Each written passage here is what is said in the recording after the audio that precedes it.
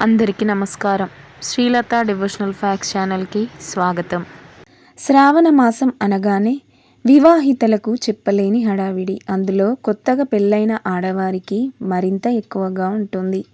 ఈ మాసంలో ప్రతిరోజు పవిత్రమే కానీ మంగళ శుక్రవారాలంటే మరింత పవిత్రమని భావిస్తారు.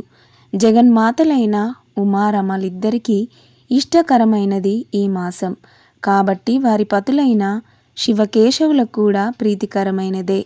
అందులో విష్ణువు జన్మ నక్షత్రమైన శ్రావణ నక్షత్రం పేరుతో వచ్చే ఈ మాసం అంటే ఆదికేశవునికి మరింత ఇష్టం. అందుకే ఈ మాసం వైష్ణవ ఆలయాలు విశేషమైన పూజలతో అలరారుతుంటాయి. ఈ మాసమంతా శివకేశవులిద్దరికీ అభిషేకం జరిపిస్తే జన్మ జన్మల పాపాలు హరించుకుపోతాయి. అంతేకాదు గ్రహపీడల నుంచి కూడా ఉపశమనం కలుగుతుంది. సర్వ సంపదలకు లక్ష్మీదేవి నివాసమైతే ఐదో తనానికి సౌభాగ్యానికి నివాసం పార్వతీదేవి. ఈ ఇద్దరి కరుణా కటాక్షాలు సమృద్ధిగా తమ జీవితాలపై సుస్థిరంగా ఉండేలా చెయ్యమని వివాహితులందరూ ఆది పరాశక్తులైన ఆ జగన్మాతలను భక్తి శ్రద్ధలతో పూజించే వారాలే పవిత్రమైన మంగళ శుక్రవారాలు.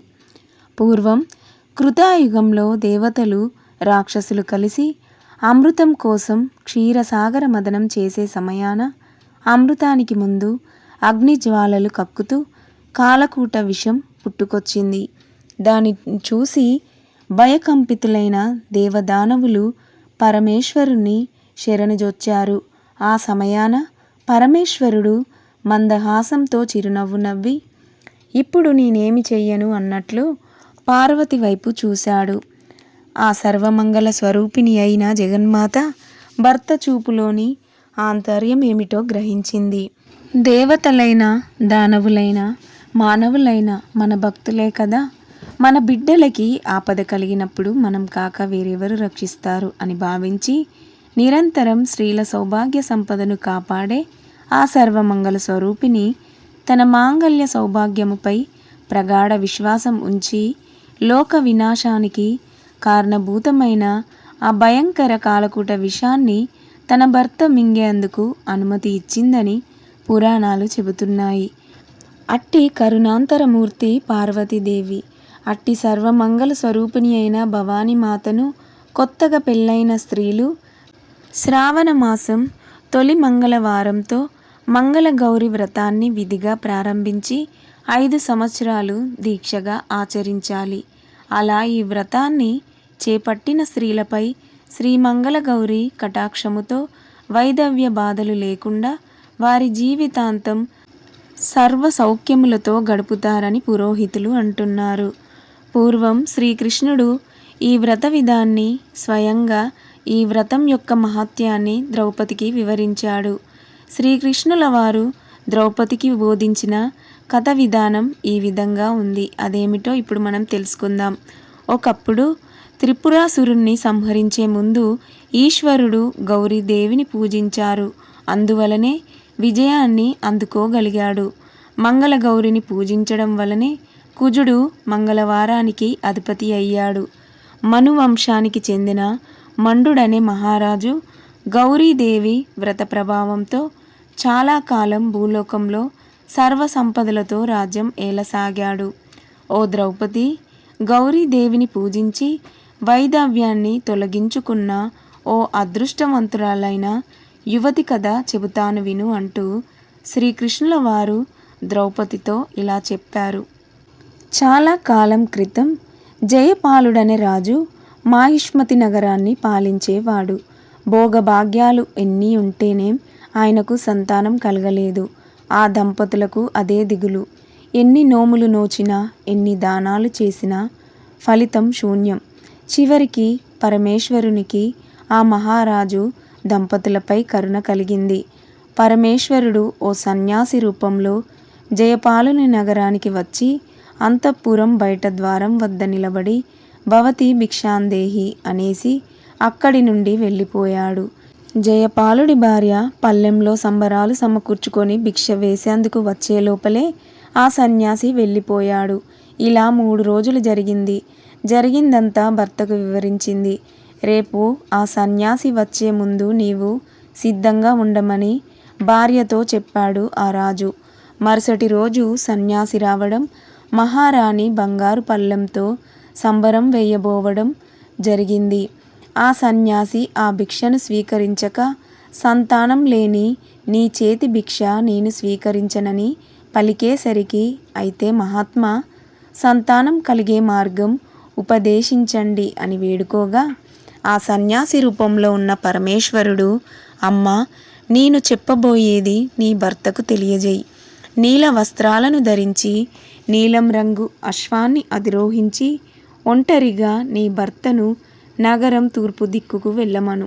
అక్కడ అరణ్యంలో అతని నీల అశ్వం ఎక్కడ అలసటతో క్రింద పడుతుందో అక్కడ దిగి త్రవ్వమను. ఆ త్రవ్వకం నుండి ఒక స్వర్ణ దేవాలయం బయటపడుతుంది.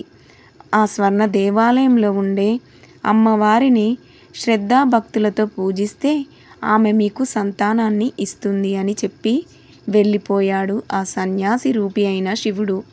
ఈ విషయమంతా భర్తకు చెప్పి అదే విధంగా చేయసాగారు. స్వర్ణ దేవాలయంలో ఉన్న అమ్మవారిని జయపాలుడు ప్రార్థించాడు. జయపాలుని భక్తికి మెచ్చి, ధనాన్ని ఇస్తాను, కోరుకోమంది అమ్మవారు.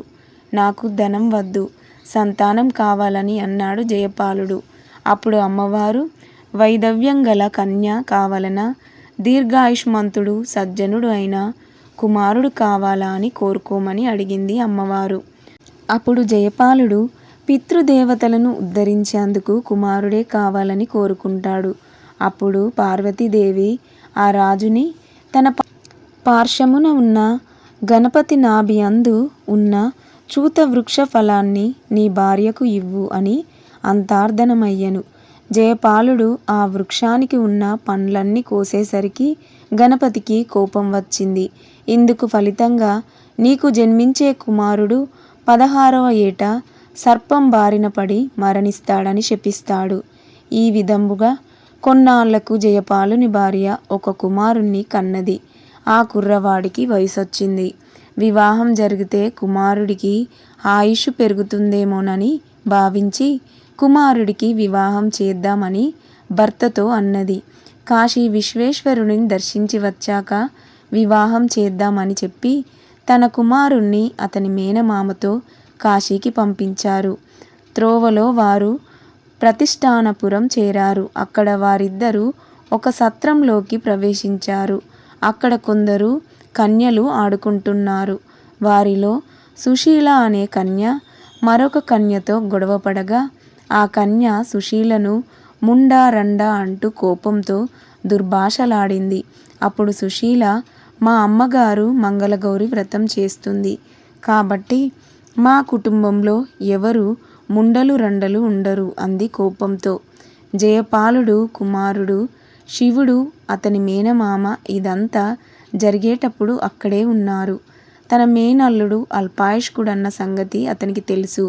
మా ఇంట్లో ముండలు రండలు ఎవరు ఉండరు, మా అమ్మ శ్రావణ మంగళగౌరి వ్రతం చేస్తుంటుంది అన్న సుశీల మాట వినేసరికి శివుడి మేనమామకి ఓ ఉపాయం తోస్తుంది.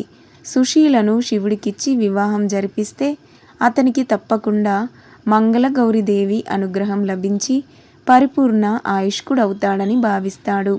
మేనల్లుడు శివునితో సహా శివుని మేనమామ ధ్యానంలో ఉన్న సుశీల తల్లిదండ్రుల దగ్గరికి చేరి, శివుడనే బాలుడు నీ కూతురికి తగిన భర్త అని దేవుని వాక్యంగా చాటుగా అంటాడు. దాంతో సుశీల శివుడుల వివాహం జరిగిపోతుంది.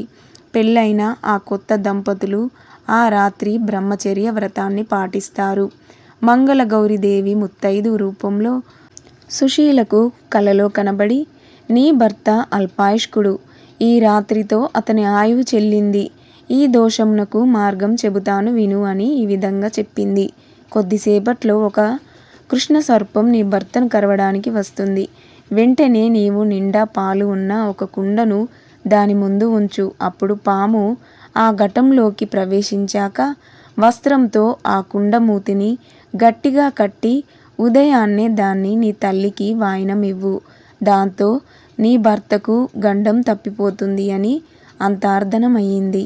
శివుడు తన మేనమామతో కాశీయాత్ర పూర్తి చేసుకొని తిరుగు ప్రయాణంలో భార్య సుశీలను తన ఇంటికి తీసుకొని వెళ్తాడు.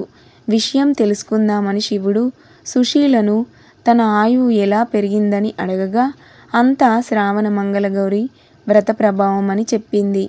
ఈ విధంగా శ్రీకృష్ణుడు ఈ కథని ద్రౌపదికి చెప్పాడు. మంగళగౌరి వ్రత కథ విన్నారు కదండి. ఇప్పుడు పూజా విధానం ఎలానో తెలుసుకుందాం. ఒక శుభ్రమైన పీటను పసుపు కుంకుమలతో అలంకరించి దానిపైన ఒక ఎండు కొబ్బరి చిప్పలో పసుపుతో చేసిన గౌరీదేవిని అలంకరించాలి. పసుపు వినాయకుడిని కూడా అలంకరించాలి. ముందుగా వినాయక పూజ చెయ్యాలి. కలశం ప్రతిష్ఠించే సాంప్రదాయం ఉన్నవారు కలశాన్ని పెట్టి కలశ పూజ గావించాలి. ముందుగా వినాయకుడికి నైవేద్యం సమర్పించాక మంగళగౌరి లేక ఫణిగౌరీదేవి అష్టోత్తరం చదివి అమ్మవారి ముందు 5 ముడులు 5 పొరలు కలిగిన 5 తోరలు 5 పిండి దీపారాధనలు అంటే బియ్యం పిండి బెల్లం మిశ్రమంతో చేసిన దీపాలు పెట్టి పూజించాలి. పూజ పూర్తి అయిన తర్వాత అమ్మవారికి నైవేద్యం పెట్టి హారతి ఇచ్చి అమ్మవారి దగ్గర పూజలో పెట్టిన ఒక తోరణం చేతికి కట్టుకోవాలి. పిండి దీపారాధన కూడా ఒకటి అమ్మవారికి, ఒకటి పూజ చేసిన వారి, మిగిలిన 3 ముత్తైదువులకు తాంబూలంతో పాటు ఇవ్వాలి. వ్రతం చేసుకున్న మరునాడు కూడా అమ్మవారికి హారతి ఇచ్చి నైవేద్యం పెట్టి యథాస్థానం ప్రవేశయామి పూజార్థం అని అమ్మవారికి ఉద్వాసన చెప్పాలి. అంటే అమ్మ నీ స్వస్థానానికి వెళ్ళి మళ్ళీ పూజకి మమ్మల్ని అనుగ్రహించు అని అర్థం. అంతటితో ఒక వారం వ్రతం సంపూర్ణమవుతుంది. పసుపు కుంకుమల సౌభాగ్యం కోసం, సంతానం కోసం, అన్యోన్య దంపత్యం కోసం మంగళగౌరి వ్రతాన్ని చేసుకోవడం చాలా మంచిది. చూశారు కదండి పరమ పవిత్రమైనటువంటి మంగళగౌరి కథను. ఎవరైతే భక్తి శ్రద్ధలతో మంగళగౌరి వ్రత కథను చదువుతారో ఆ అమ్మవారి ఆశీస్సులు మీకు ఎల్లప్పుడూ కలుగుతాయి.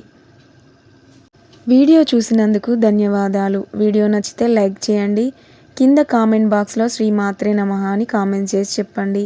మరొక కొత్త వీడియోతో మీ ముందుంటాను.